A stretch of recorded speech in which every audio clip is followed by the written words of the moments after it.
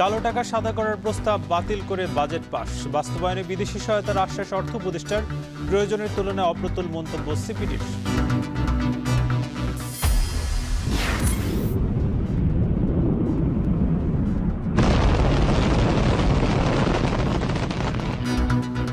ইরানের পারমাণবিক স্থাপনায় মার্কিন হামলার আন্তর্জাতিক তদন্ত চায় ইরান।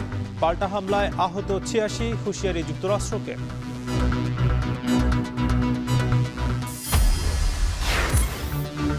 নতুন দল নিবন্ধনের শেষ দিনে আবেদন করছে এনসিপি।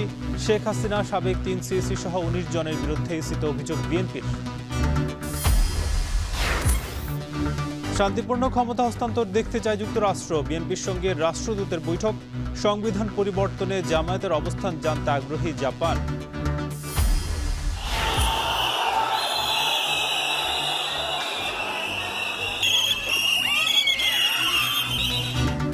শিক্ষক নিবন্ধনে বঞ্চিতদের ওপর জলকামান, সাউন্ড গ্রেনেড। পরিবাগে ৫ আগস্ট পরবর্তী চাকরি হারানো প্রবাসীদের অবস্থান। মেডিকেল শিক্ষার্থীদের আলটিমেটাম।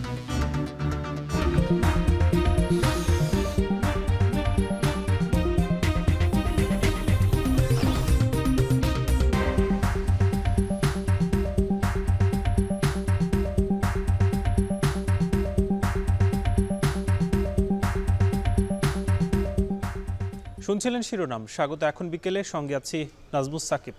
৭,৯০,০০০ কোটি টাকার বাজেট পাশ করেছে উপদেষ্টা পরিষদ। তবে বাজেট পরবর্তী বহুল আলোচিত ফ্ল্যাট কেনা ও ভবন নির্মাণে অপ্রদর্শিত বা কালো টাকা সাদা করার সুযোগ বাতিল করা হয়েছে। এখন রাষ্ট্রপতির অর্থবিল স্বাক্ষরের পর গেজেট আকারে প্রকাশ করা হলে কার্যকর হবে ২০২৫-২৬ অর্থ বছরের বাজেট। বিস্তারিত প্রতিবেদনে। আপাতত প্রবৃদ্ধির গতিবৃদ্ধির পরিবর্তে অর্থনীতির ভিত মজবুত করার দিকে আমরা অধিকতর মনোযোগ দিচ্ছি। বৈষম্যহীন ও টেকসই অর্থনৈতিক ব্যবস্থা গড়ার প্রত্যয় নিয়ে ২রা জুন আগের অর্থ বছরের তুলনায় কিছুটা সাশ্রয়ী করে ৭,৯০,০০০ কোটি টাকার বাজেট উপস্থাপন করেন অর্থ উপদেষ্টা ডক্টর সালেউদ্দিন আহমেদ। ৭,৯০,০০০ কোটি টাকার বাজেটে আগের ধারায় ঠিকই বেড়েছে পরিচালন ব্যয়। আগের অর্থ বছরে যেখানে এই ব্যয় ধরা হয়েছিল ৫,০৬,৯৭১ কোটি টাকা, সেখানে এবারের বাজেটে এই ব্যয় প্রস্তাব করা হয়েছে ৫,৩৫,৩১৭ কোটি টাকা। এর মধ্যে সরকারি কর্মকর্তা কর্মচারীদের বেতন ভাতাই ব্যয় হবে সিংহভাগ, ৪,৯৮,০০০ কোটি টাকা। প্রতিবারের মতোই এবারও রাজস্ব আহরণের একটা বড় লক্ষ্যমাত্রা নেওয়া হয়েছিল এবং সেটা গেলবারের চেয়ে অন্তত ২৩,০০০ কোটি টাকা বেশি। ৫,৬৪,০০০ কোটি টাকার রাজস্ব লক্ষ্যমাত্রার এই সংখ্যাটি মূলত বাজেটের ৫ ভাগের ৩ ভাগ। আমরা মনে করি যে রেভিনিউ টার্গেট মেটাতে গিয়ে বাজেট উপস্থাপনের পর অনলাইনে জনসাধারণের মতামত নেওয়া হয়। এছাড়াও বিভিন্ন ব্যবসায়িক সংগঠন, অর্থনীতিবিদদের আলোচনা সমালোচনার পরে সকালে প্রধান উপদেষ্টার কার্যালয়ে ডক্টর মোহাম্মদ ইউনূসের সভাপতিত্বে বৈঠকে বসেন উপদেষ্টা পরিষদের সদস্যরা। সেখানে তেমন কোনো পরিবর্তন ছাড়াই অনুমোদন দেওয়া হয়েছে ২০২৫-২৬ অর্থ বছরের বাজেট। তবে বাদ দেওয়া হয়েছে বিতর্কিত ফ্ল্যাট কেনা ও ভবন নির্মাণে অপ্রদর্শিত আয়ের বিষয়টি। এরপর রাষ্ট্রপতি মোহাম্মদ শাহাবুদ্দিন অর্থবিলে স্বাক্ষর করার পরে প্রজ্ঞাপন জারির মাধ্যমে নতুন বাজেট পেশ করা হবে। জাতীয় সংসদ কার্যকর না থাকায় এই প্রক্রিয়ায় বাজেট অনুমোদন করছে অন্তর্বর্তী সরকার। নতুন বাজেট কার্যকর হবে ১ জুলাই থেকে। রকিবুল রাহাত, এখন, ঢাকা। আগামী অর্থ বছরের বাজেট নিয়ে দাতা সংস্থাগুলো ইতিবাচক প্রতিক্রিয়া জানিয়েছে। বাজেট সহায়তা হিসেবে এরই মধ্যে ওয়ার্ল্ড ব্যাংক, এডিবি, জাইকা সহ সহযোগী সংস্থাগুলো $2.3 বিলিয়ন দেবার প্রতিশ্রুতি দিয়েছেন বলে জানিয়েছে অর্থ উপদেষ্টা ডক্টর সালাউদ্দিন আহমেদ। অর্থ মন্ত্রণালয়ের বাজেট উত্তর সংবাদ সম্মেলনে তিনি আরও বলেন, বেসরকারি বিশ্ববিদ্যালয়ের মূলত কোনো ভ্যাট নেই, বরং এসব নিয়ে ভুল তথ্য ছড়ানো হয়েছে।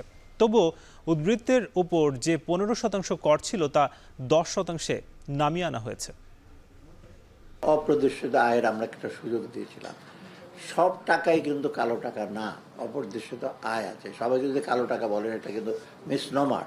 কালো টাকার মধ্যে আমরা বলেছি সুযোগ দেওয়ার জন্য, সেটা প্রথমত একটা ঢালাই ছিল 15%, সেটা আমরা আসার পরপরই বাদ দিয়ে দিই। সেকেন্ড যেটা ছিল যে আমরা বলেছি যে একটু ভ্যালুয়েশন বেশি করে দেব, সেটা আমরা বলেছি আর দরকার নাই। আমরা চাই না যে আমরা ভবিষ্যতে ডিফল্ট হোক, ডিফল্টার হই।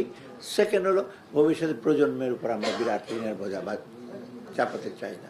18 লক্ষ ট্যাক্স রিটার্নের মধ্যে যদি 2/3 জিরো ট্যাক্স হয়, তা আপনি চিন্তা করেন ট্যাক্স, তার মানে এই যে 2/3 মানে প্রায় 12 লক্ষ লোক, 12 লক্ষ লোকে 3.5 লক্ষ টাকার উপরে ইনকাম নাই। এদিকে বাংলাদেশের প্রয়োজনীয়তার তুলনায় বাজেটকে অপ্রতুল উল্লেখ করে রাজস্ব কাঠামোর বাস্তবায়ন নিয়ে শঙ্কা জানিয়েছে সিপিডি। সকালে রাজধানীর লেকশোর হোটেলে সিপিডির বাজেট সংলাপে এমন কথা জানায় গবেষণা সংস্থাটি। বাজেটে জুলাই আন্দোলনের আকাঙ্ক্ষা পূরণ হয়নি মন্তব্য করেছেন সিপিডির সম্মাননীয় ফেলো অধ্যাপক মুস্তাফিজুর রহমান। এছাড়া মধ্যপ্রাচ্যে সংঘাতের প্রভাব দেশের মূল্যস্ফীতিতে পড়বে বলেও শঙ্কা সিপিডির। সিউল আহমেদ জানাবেন বাকিটা।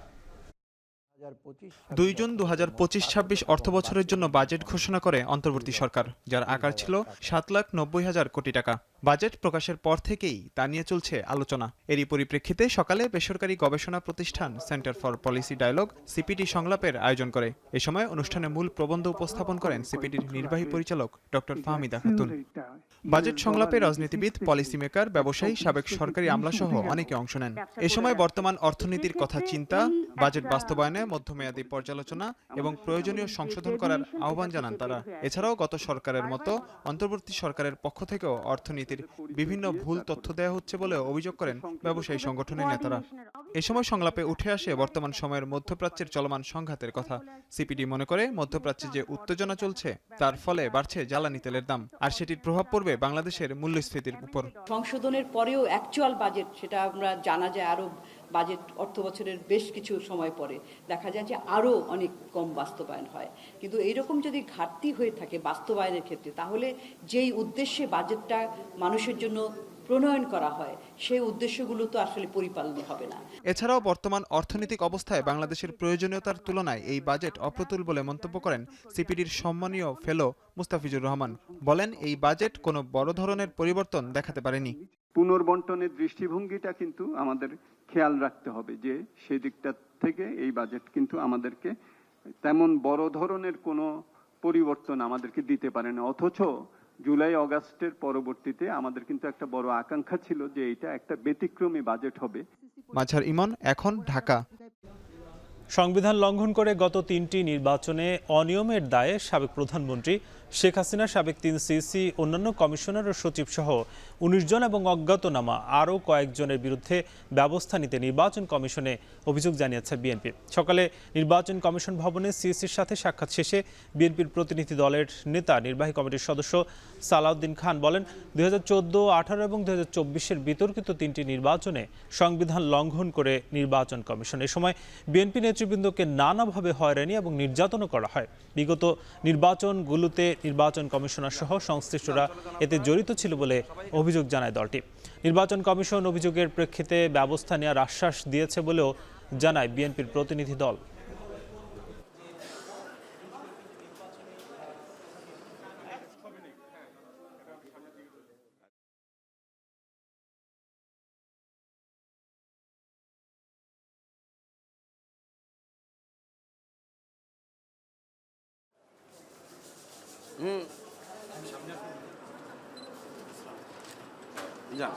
যান চলে যান আপনারা সবাই এখান থেকে।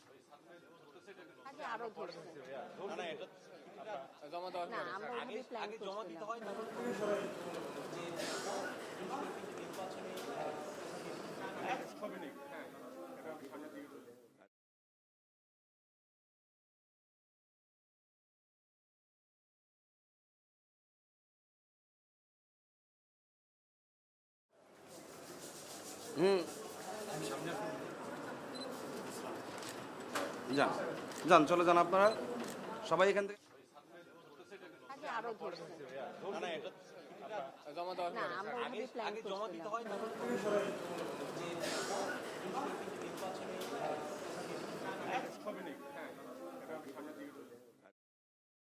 শেখ হাসিনা আছে প্রধান, আর প্রধান নির্বাচন কমিশনার 2014 সালে যারা কমিশনার ছিলেন তারা, 2018 সালে প্রধান নির্বাচন কমিশনার ছিলেন যারা, তাদের সাথে কমিশনার, তাদের সাথে সচিব, এবং সর্বশেষ 2024 সালে যে নির্বাচন করেছে প্রধান নির্বাচন কমিশনার এবং তাদের কমিশনার বিন্দু, সচিব সহ সংশ্লিষ্ট যারা আইন শৃঙ্খলা বাহিনী যারা অতি উৎসাহে জড়িত আছে তাদের আমরা নাম উল্লেখ করেছি এটা ওনারা অনুসন্ধান করে ব্যবস্থা নেবেন।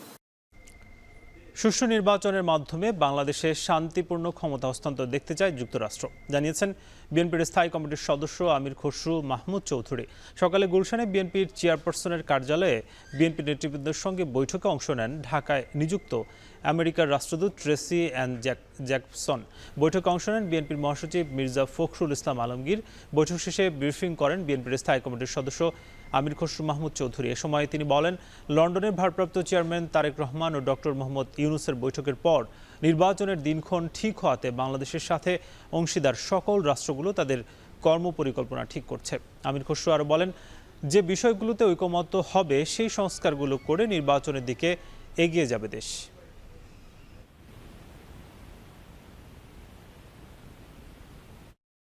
একটা বড় ট্যারিফ আমেরিকানরা বাংলাদেশের উপর দিয়েছে। উচ্চ মূল্যের ট্যারিফ যদি ওখানে বাড়িয়ে দেওয়া হয় তাহলে তো আমাদের গার্মেন্টসের রপ্তানি চরম ক্ষতিগ্রস্ত হবে। এটা অত্যন্ত গুরুত্বপূর্ণ। এই বিষয়ে দীর্ঘ আলোচনা হয়েছে। আমরা বিএনপি সরকারের সাথে এই বিষয়ে কাজ করব এবং সহযোগিতা করব যাতে ট্যারিফের ব্যাপারটা একটা সুষ্ঠু সমাধান হয়। তারেক রহমান সাহেব এবং চিফ অ্যাডভাইজারের সাথে সেই মিটিংয়ের গুরুত্ব তারা অনুধাবন করতে পারছে এবং সেই মিটিংয়ের ফলে যে একটা বড় ধরনের দেশের মধ্যে একটা স্বস্তি আসছে এবং নির্বাচনমুখী হয়েছে সেটাও আলোচনায় আসছে। বাংলাদেশ সবাদ ও সুষ্ঠু নির্বাচনের লক্ষ্যে সর্বসাধারণের সহযোগিতা করবে জাপান। মৌলিক সংস্কারের বিষয়ে অবগত আছে দেশটি। সকালে মগবাজারে জামাতের কেন্দ্রীয় কার্যালয়ে দলটির আমিরের সঙ্গে সৌজন্য সাক্ষাৎ শেষে কথা বলেন বাংলাদেশে নিযুক্ত জাপানের রাষ্ট্রদূত সাইদা শিনিচি আমির। এ সময় দলটির সেক্রেটারি জেনারেল জানান, বৈঠকে সংবিধানের মৌলিক পরিবর্তন ও বাস্তবায়ন প্রক্রিয়া নিয়ে জামাতের অবস্থান জানতে চেয়েছেন রাষ্ট্রদূত। সকালে মগবাজারে জামাতের কেন্দ্রীয় কার্যালয়ে দলটির আমিরের সঙ্গে সৌজন্য সাক্ষাৎ শেষে এ কথা বলেন তিনি। এ সময় দলটির সেক্রেটারি জেনারেল বলেন, সংবিধানের মৌলিক পরিবর্তন ও বাস্তবায়ন প্রক্রিয়া জামায়াতের অবস্থান জানতে চান সাইদা শিনিচি। প্রায় 1 ঘন্টার বৈঠকে দুদেশের ব্যবসা বাণিজ্যের অগ্রগতি নিয়ে আলোচনা হয় বলেও জানান তিনি। পরে বাংলাদেশে নিযুক্ত জাপানের রাষ্ট্রদূত সাইদা শিনিচি আমির বলেন, বাংলাদেশের নির্বাচনের বিষয়ে জাপানের পক্ষে সব ধরনের সহযোগিতা করা হবে। We extend the message, our strong commitment to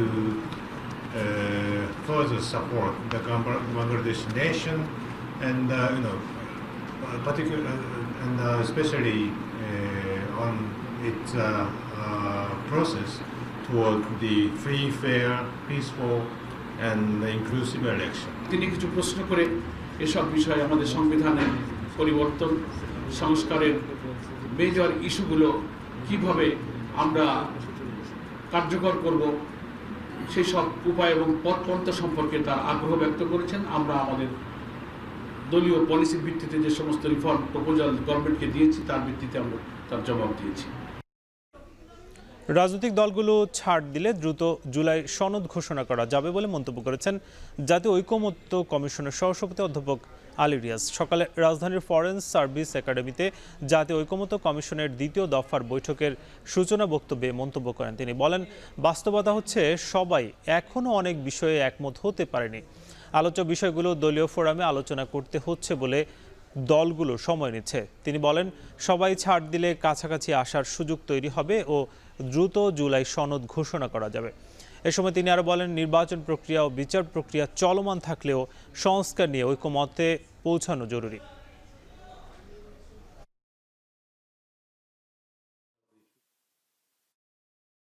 কোন জায়গায় আমরা একমত হতে পারি, কোন জায়গায় আমরা কতদূর পর্যন্ত যেতে পারি, একটু ছাড় দেওয়ার জায়গাটাতে আসুন।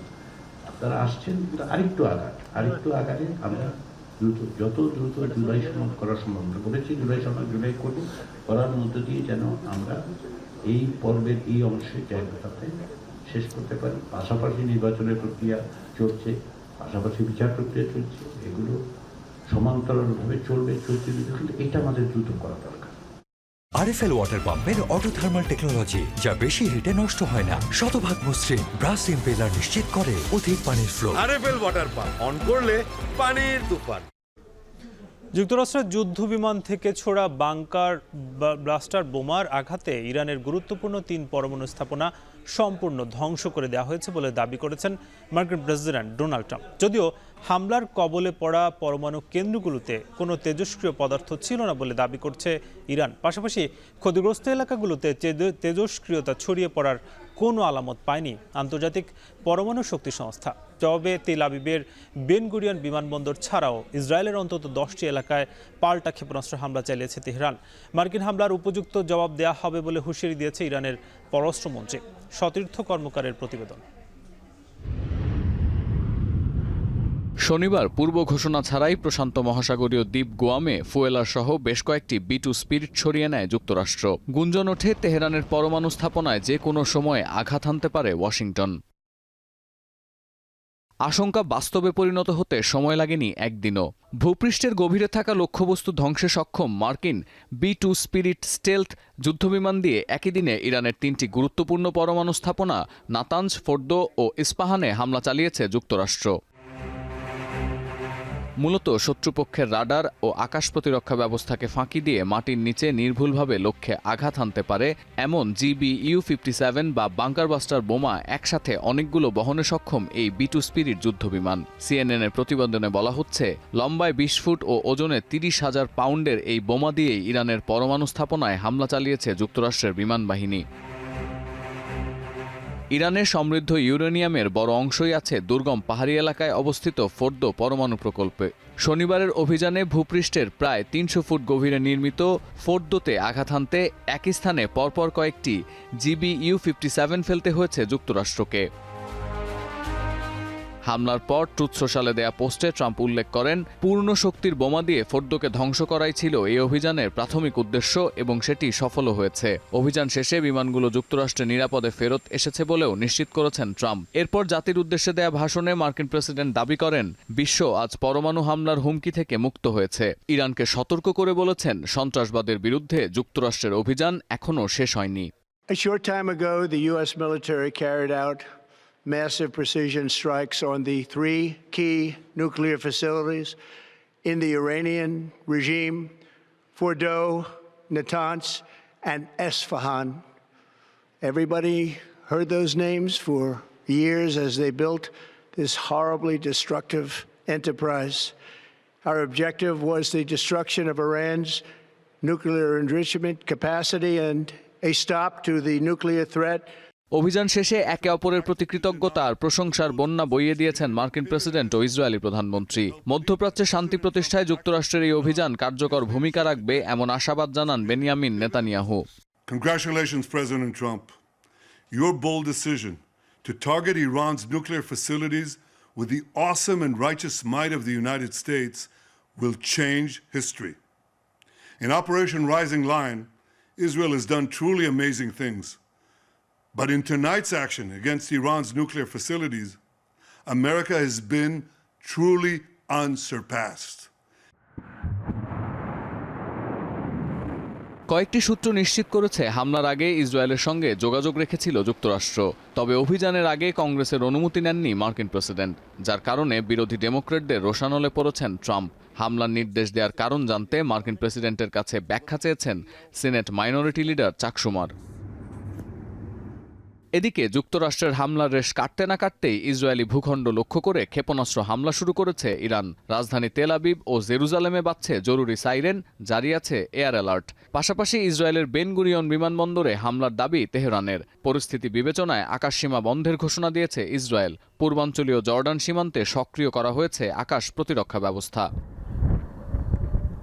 এছাড়া ইরানের ভূখণ্ডে হামলার জবাবে যুক্তরাষ্ট্রকে উপযুক্ত জবাব দেওয়ার অঙ্গীকার করেছেন ইরানের পররাষ্ট্রমন্ত্রী আব্বাস আরাকচি। আশঙ্কা আছে এই হামলার জেরে বন্ধ হয়ে যেতে পারে মধ্যপ্রাচ্যে তেল পরিবহনের রুট হরমুজ প্রণালী। মার্কিন রণতরীতে হামলার হুমকি এসেছে ইরানের সর্বোচ্চ নেতার উপদেষ্টার তরফ থেকে। এদিকে হামলায় ফোর্দো অঞ্চলে তেমন কোনো ক্ষয়ক্ষতি না হলেও বাসিন্দাদের নিরাপদে সরিয়ে নিয়েছে ইরান। পাশাপাশি 3টি পরমাণু স্থাপনায় হামলার বিষয়টিও স্বীকার করে নিয়েছে তেহরান।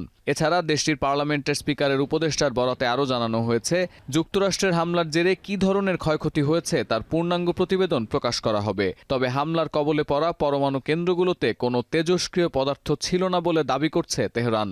ইরানের এই দাবির সঙ্গে একমত হয়েছে সৌদি আরবের নিউক্লিয়ার এবং রেডিওলজিক্যাল রেগুলেটরি কমিশনও।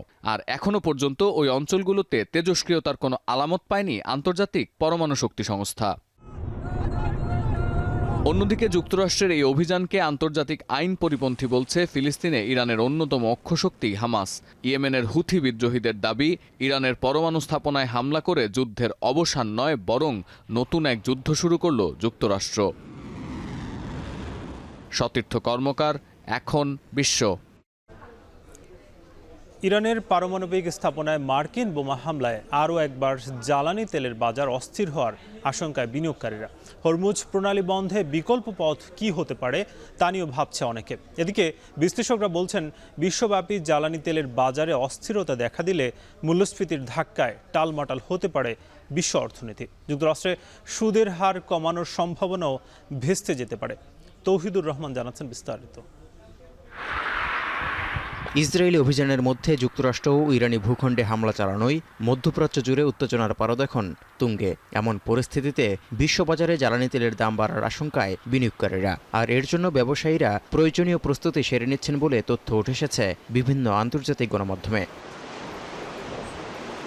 চলমান এই সংঘাতে বিশ্ব অর্থনীতিকে কিভাবে প্রভাবিত করতে পারে তা নিয়েও চলছে চুলচেরা বিশ্লেষণ। ইরানের বিরুদ্ধে যুক্তরাষ্ট্রও সরাসরি সম্পৃক্ত হওয়ায় শেয়ার বাজারেও প্রভাব পড়বে বলে মনে করছেন বিনিয়োগকারীরা। বিশ্ববাজার এখন অনিশ্চয়তায় সয়লাভ হবে বলেও মনে করছেন অনেকে, যেখানে প্রধান বিষয় তেলের দাম বৃদ্ধি ও মুদ্রাস্ফীতির শঙ্কা। 10 জুন থেকে অপরিশোধিত জ্বালানি তেল ব্রেন্ট ক্রুডের দাম 18% পর্যন্ত বেড়ে $79 ছাড়িয়েছে, যা গেল প্রায় 5 মাসের মধ্যে সর্বোচ্চ। তবে 13 জুন ইরানের উপর ইসরায়েলি আক্রমণের পর পরিস্থিতি খুব একটা পরিবর্তন হয়নি। শনিবার মার্কিন হামলার আগে অক্সফোর্ড ইকোনমিক্সের বিশ্লেষকরা বেশ কয়েকটি শঙ্কার কথা তুলে ধরেছেন।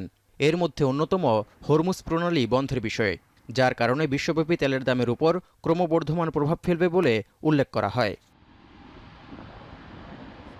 এই অবস্থায় মূল্যস্ফীতির শঙ্কার মধ্যেই চলতি বছর যুক্তরাষ্ট্রে সুদের হার কমানোর সম্ভাবনা ভেস্তে যাবে বলেও উদ্বেগ বাড়ছে। সব মিলিয়ে তেলের দাম বৃদ্ধি ও মূল্যস্ফীতির টালমাটাল পরিস্থিতিতে বিশ্বজুড়ে অস্থিরতার মধ্যেই ইসরায়েল ও যুক্তরাষ্ট্রের সঙ্গে শেষ পর্যন্ত একটি শান্তি চুক্তির পথে ইরান অগ্রসর হবে বলেও মনে করছেন অনেকে। যদিও অর্থনীতিবিদদের আশঙ্কা, তেলের দাম অস্বাভাবিক হারে বাড়লে তা এরই মধ্যে চাপে থাকা বিশ্ব অর্থনীতিকে চরম হুমকির মুখে ফেলতে পারে। ইতিহাস বলছে 2003 সালে ইরাক আক্রমণ এবং 2019 সালে সৌদি আরবের তেল স্থাপনায় হামলার মতো অতীত ঘটনাগুলোর কারণে প্রাথমিকভাবে তেলের মজুত কমে গিয়েছিল, যদিও সে সময় দ্রুতই স্বাভাবিক হয়েছিল তেলের বাজার। তৌহিদুর রহমান, এখন বিশ্ব। এদিকে আজকে যেহেতু নির্বাচন কমিশনের রাজনৈতিক দলগুলোর নিবন্ধনের শেষ দিন ছিল, সেখানে কিন্তু আজকে দলগুলো দেখতে পেয়েছে যে সকাল থেকে কিন্তু দলগুলো তাদের শেষ দিনের যেই তাদের কাগজপত্র জমা দেয় সেটা কিন্তু শেষ দিন ছিল এবং সেখানে কিন্তু জমা দিয়েছে। এবং জাতীয় নাগরিক পার্টি থেকে শুরু করে অন্যান্য যে নতুন দলগুলো আছে তারাও কিন্তু আজকে জমা দিয়েছে এবং জমা দেওয়ার মধ্য দিয়ে তারা আসলে আগামী দিনে নিবন্ধন পাবে কিনা সেটাও কিন্তু দেখার বিষয়। তবে সেটা আসলে নির্বাচন কমিশন একটা নির্দিষ্ট সময়ের পরপরই কিন্তু নিবন্ধন দেওয়ার যে প্রক্রিয়া কিংবা নিবন্ধন পাবে কি পাবে না সেটা কিন্তু জানা যাবে। এবং সেখানে নতুন দলগুলো যেহেতু তারা একের পর এক দিচ্ছে এবং আগামী দিনের যে নির্বাচন সেই নির্বাচনে কিন্তু অংশগ্রহণ করার জন্য যে রাজনৈতিক দলগুলো আছে তারা কিন্তু এই নিবন্ধনের প্রক্রিয়ার মধ্য দিয়েই যাবে। এবং আজকে সারাদিনই দেখতে পেয়েছি যে যেহেতু শেষ দিন এবং গত কয়েক মাস পর কিন্তু সময় বাড়ানো হয়েছে, সেটা আজকে শেষ দিন ছিল। এবং আজকে জাতীয় নাগরিক পার্টিও কিন্তু তারা কিছুক্ষণ আগেই তাদের যে কাগজ সেগুলো জমা দিয়েছে নির্বাচন কমিশনে। সেখানে আছেন আমাদের সহকর্মী মিয়া আমিরুল। তবে আমরা সেখানে সরাসরি যুক্ত হব, সেখানে আসলে কি কথা চলছে এবং কি বলছে সেগুলো দেখে আসবো। জাতীয় নাগরিক পার্টি এনসিপির পক্ষ থেকে উপস্থিত সাংবাদিক ভাইদেরকে ধন্যবাদ জানাই। ভাই একটু থামতে হবে তো, কথা বলতেছি। জাতীয় নাগরিক পার্টি এনসিপির পক্ষ থেকে উপস্থিত সাংবাদিক ভাই বোনদের ধন্যবাদ জানাই। জাতীয় নাগরিক পার্টি এনসিপির পক্ষ থেকে আমরা আরপিও অনুযায়ী নির্বাচন কমিশনে দল নিবন্ধনের শর্তসমূহ পূরণ করে আমাদের দল নিবন্ধনের আবেদন আমরা এইমাত্র দাখিল করেছি নির্বাচন কমিশনের কর্মকর্তাগণ আমাদের আবেদন তারা রিসিভ করেছেন, আমাদেরকে রিসিভ কপি তারা দিয়েছেন এবং একটি দল নিবন্ধনের জন্য যে শর্তগুলো প্রয়োজন হয় সেই শর্তগুলো পূরণ করে আমাদের মূল আবেদনের সঙ্গে যে সংযুক্তিগুলো আছে সেই সংযুক্তিগুলো নিয়ে আমাদের অন্যান্য নেতৃবৃন্দ তারা পথে আছেন, তারা আসছেন। আমরা সেই অন্যান্য যে ডকুমেন্টসগুলো আছে সম্পূর্ণ ডকুমেন্টসগুলো আমরা এখানে সাবমিট করব। আমরা আমাদের পূর্ণাঙ্গ প্রেস ব্রিফিং আর কিছুক্ষণ পরে করব আমাদের অন্যান্য নেতৃবৃন্দ আসার পরে। আমরা শুধুমাত্র একটা জিনিস আপনাদেরকে জানাতে চাই যে জাতীয় নাগরিক পার্টি এনসিপি জনগণের দল হিসেবে, জনগণের পক্ষের শক্তি হিসেবে অভ্যুত্থানকে ধারণ করে বাংলাদেশে যে নতুন রাজনীতি চর্চা করতে চেয়েছে সেই রাজনীতির ডাকে সাড়া দিয়ে সারা দেশের মানুষের এনসিপির সঙ্গে যুক্ত হয়েছেন। তাদের সকলের সদস্য ফর্মগুলো, আমাদের কমিটিগুলো, সম্পূর্ণ ডকুমেন্টস আমরা আজকে জাতীয় নাগরিক পার্টির পক্ষ থেকে নির্বাচন কমিশনে এগুলো আমরা দাখিল করছি। জাতীয় নাগরিক পার্টির সদস্য সচিব আক্তার হোসেন কথা বলছিলেন নির্বাচন কমিশনে, সেখান থেকে যুক্ত ছিলাম সরাসরি। 18তম শিক্ষক নিবন্ধনের মৌখিক পরীক্ষায় অংশ নেওয়া সব প্রার্থীকে সনদ দেওয়ার দাবিতে রোববারও বিক্ষোভ করেছেন আন্দোলনরতরা। ছাত্রদেরকে তাদেরকে ছত্রভঙ্গ করতে জলকামান ও সাউন্ড গ্রেনেড নিক্ষেপ করেছে পুলিশ। অন্যদিকে বৈষম্য বিরোধী আন্দোলনে সমর্থন দেয়ায় দেশে ফেরা প্রবাসীদের স্বীকৃতি দেওয়া সহ 4 দফা দাবিতে হোটেল ইন্টারকন্টিনেন্টালের সামনে অবস্থান নেন ক্ষতিগ্রস্তরা। এ সময় প্রধান উপদেষ্টার বাসভবন যমুনা অভিমুখে পদযাত্রা করতে চাইলে তাদের আটকে দেয় পুলিশ। বিস্তারিত জানাচ্ছেন বাজিদ সাদ। বুধবার সকালে 18তম শিক্ষক নিবন্ধনের প্রকাশিত ফলাফলে অনিয়ম ও বৈষম্যের প্রতিবাদে প্রেস ক্লাবের সামনে অবস্থান কর্মসূচি পালন করে চাকরি প্রত্যাশীরা। প্রেস ক্লাবের সামনের 2 সড়কে বসে পড়ায় বন্ধ থাকে যান চলাচল। পুলিশ বারবার সরে যেতে বললেও স্লোগান দিতে থাকেন আন্দোলনকারীরা। তাদের দাবি, শিক্ষক নিবন্ধনের প্রিলি ও লিখিত পরীক্ষায় উত্তীর্ণ হওয়ার পরও মৌখিক পরীক্ষায় 20,688 জন প্রার্থীকে ইচ্ছে করে ফেল করিয়ে দেওয়া হয়েছে। এ সময় ফলাফল পুনর্মূল্যায়ন করে ভাইভায় অংশ নেওয়া সবাইকে শিক্ষক নিবন্ধন সনদ দেওয়ার দাবি জানান তারা। 2023 বেড়েছে, 24 বেড়েছে, 2025 সালে 8 মাসের ভাই বানিয়ে তারা কেন 2 মিনিটের ভাই আমাদের সাথে বৈষম্যমূলক আচরণ করেছে? মাননীয় এনটিআরসি আপনার কাছে এর জবাব চাই। 40 এই সনদ অনেককে দেওয়া হয়েছে, তাহলে আমাদেরকে কেন ফেল করানো হলো? কেন আমাদের সাথে এই বৈষম্য করা হলো? এনটিআরসি বিগত 17তমদের বা তার আগেরদেরকে স্থান করে দেওয়ার জন্য আমাদের বেশি নাম্বারদেরকে বাদ দেওয়া হয়েছে। শিক্ষা উপদেষ্টা সিদ্ধান্ত না নিয়ে আমাদের রেজাল্ট আপলোড না দেওয়া পর্যন্ত আমাদের অবস্থান কর্মসূচি চলবে। আইন শৃঙ্খলা পরিস্থিতি ও সড়কে যান চলাচল স্বাভাবিক করতে আন্দোলনরতদের ওপর জলকামান ও সাউন্ড গ্রেনেড নিক্ষেপ করে তাদের ছত্রভঙ্গ করে দেয় পুলিশ।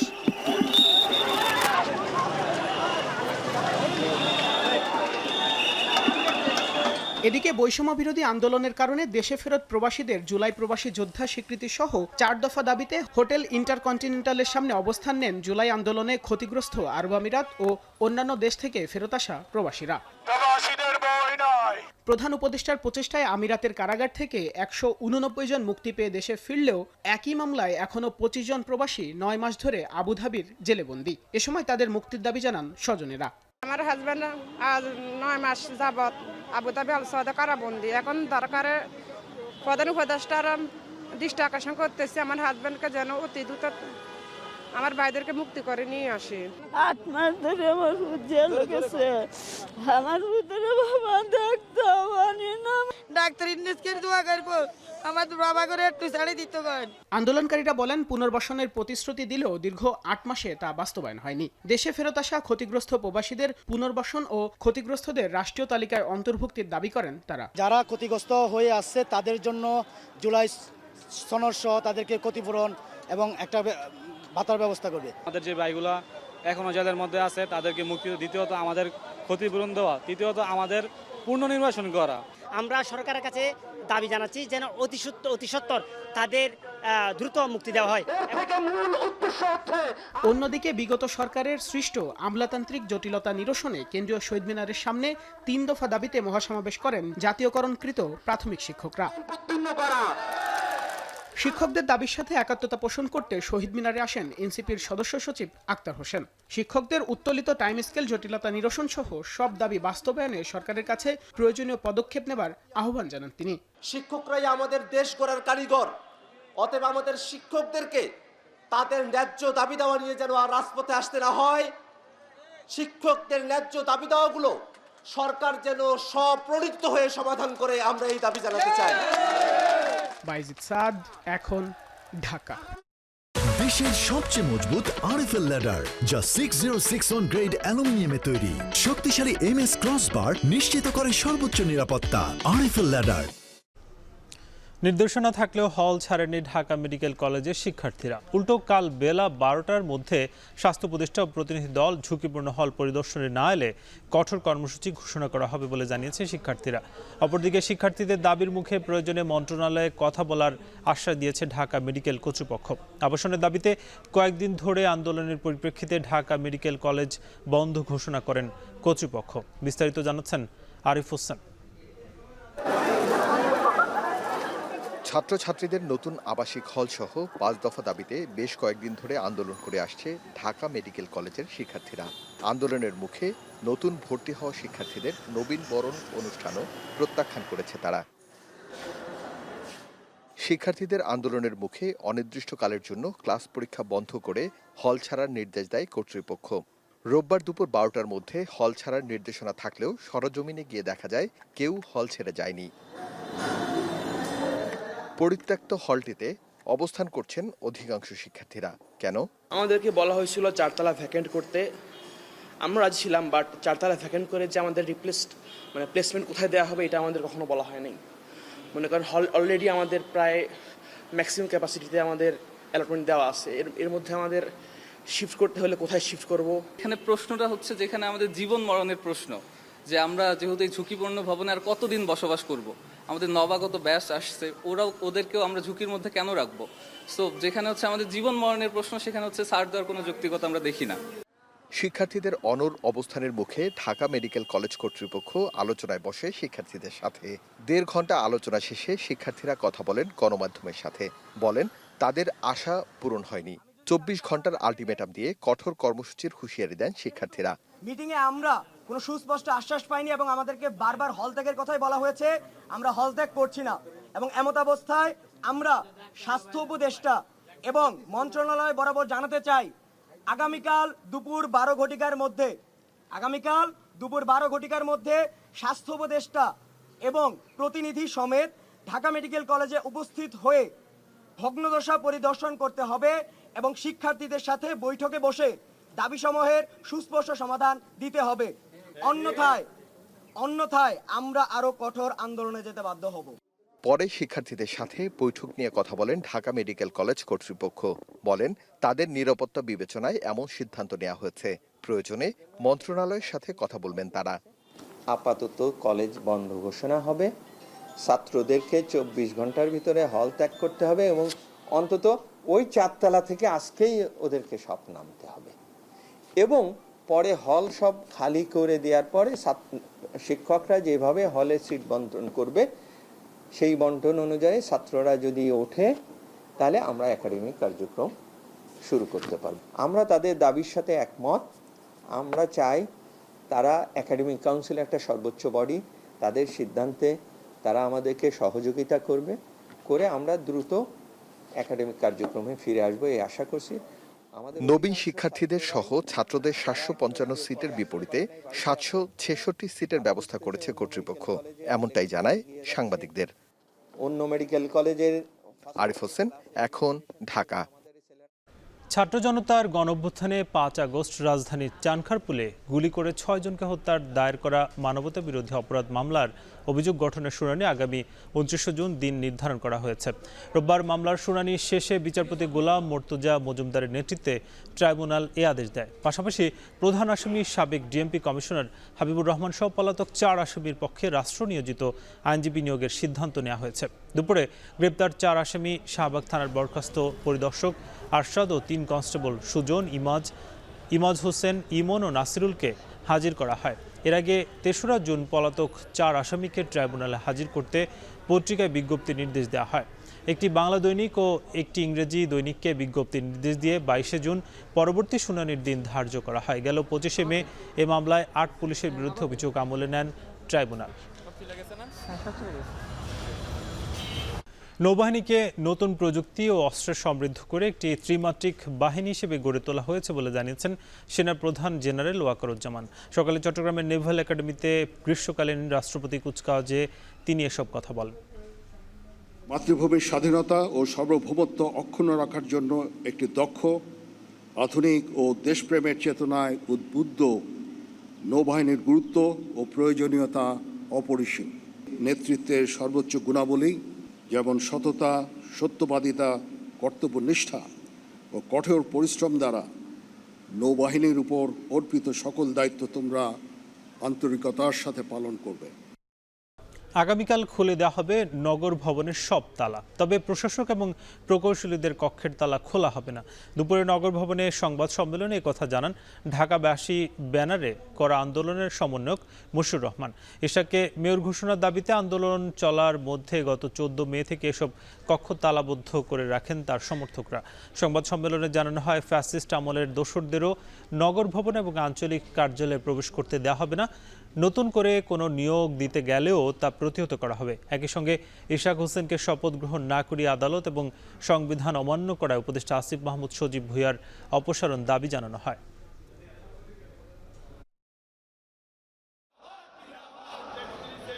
বাংলাদেশে ভারতীয় রিপাবলিক বাংলা টিভির সম্প্রচার কেন বন্ধ করা হবে না জানতে চেয়ে রুল জারি করেছেন হাইকোর্ট। দুপুরে প্রাথমিক শুনানি শেষে বিচারপতি ফাহমিদা কাদেরের নেতৃত্বাধীন হাইকোর্ট বেঞ্চ এই রুল জারি করে। একই সাথে সামাজিক যোগাযোগ মাধ্যম ফেসবুক, ইউটিউবে এর সম্প্রচার বন্ধে ব্যবস্থা নিতেও বিটিআরসির প্রতি রুল জারি করা হয়। এর আগে বাংলাদেশের রিপাবলিক টিভির সম্প্রচার বন্ধ চেয়ে হাইকোর্টে রিট দায়ের করেন এক আইনজীবী। রিটে বলা হয়, চ্যানেলটি বাংলাদেশে হিন্দু মুসলিম দাঙ্গা বাঁধানোর চেষ্টা করেছে। অবস্থায় দ্রুত পদক্ষেপ নেওয়ার অনুরোধ জানান রিটকারী। আমাকে খারাপ ভাববেন না, আমি সরি চেয়ে নিচ্ছি আপনার থেকে। আবিদ ভাই, আমি একটা জিনিস আপনাকে বোঝানোর জন্য বলছি, মানে আপনারা খুব বাংলাদেশের টেস্ট ইতিহাসে কম ইনিংসের সবচেয়ে বেশি ডিসমিসালের রেকর্ড এখন লিটন দাসের। টেস্টে লিটনের মোট ডিসমিসাল 113টি। সমান সংখ্যক ডিসমিসাল নিয়ে লিটনের পাশে আছেন মুশফিকুর রহিম, তবে মুশফিকের লেগেছে 99 ইনিংস আর লিটনের 64 ইনিংস। মুশফিকের ইনিংস প্রতি ডিসমিসাল 1.141। বিপরীতে লিটন দাসের ডিসমিসাল 1.765। বাংলাদেশের হয়ে কমপক্ষে 50 ডিসমিসাল আছে আর কেবল খালেদ মাসুদ পাইলটের। সাবেক অধিনায়ক পাইলটের টেস্ট ডিসমিসাল 87টি। ইনিংস প্রতি ডিসমিসাল 1.42। কমপক্ষে 10 ডিসমিসাল আছে এমন রেকর্ডে সবার উপরে উইকেট কিপার নুরুল হাসান সোহান। ইনিংস প্রতি তার ডিসমিসাল 1.88।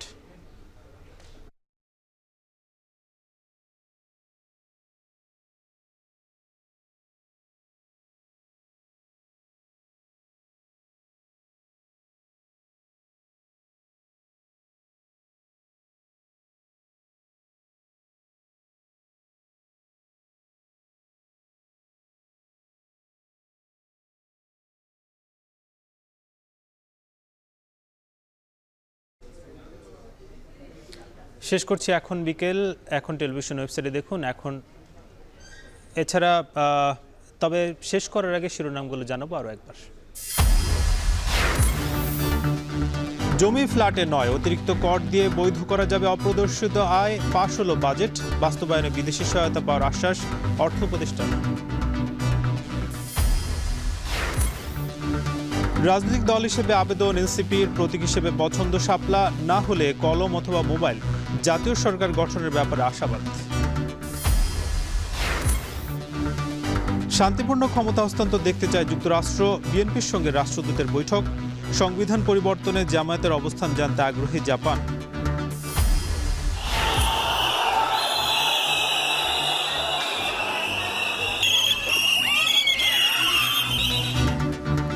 শিক্ষক নিবন্ধনে বঞ্চিতদের ওপর জলকামান, সাউন্ড গ্রেনেড। পরিবাগে 5 আগস্ট পরবর্তী চাকরি হারানো প্রবাসীদের অবস্থান। মেডিকেল শিক্ষার্থীদের আলটিমেটাম।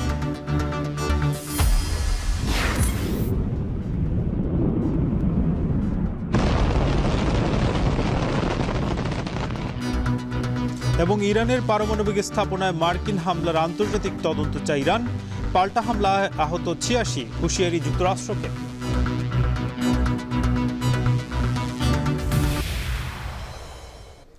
এই ছিল এখন বিকেলের আয়োজন। এখন টেলিভিশন ওয়েবসাইটে দেখুন এখন.টিভি। এছাড়া ফেসবুকে যুক্ত হতে পারেন facebook.com/tv.এখন, ইউটিউবে দেখতে পারেন youtube.com/c/এখন.tv।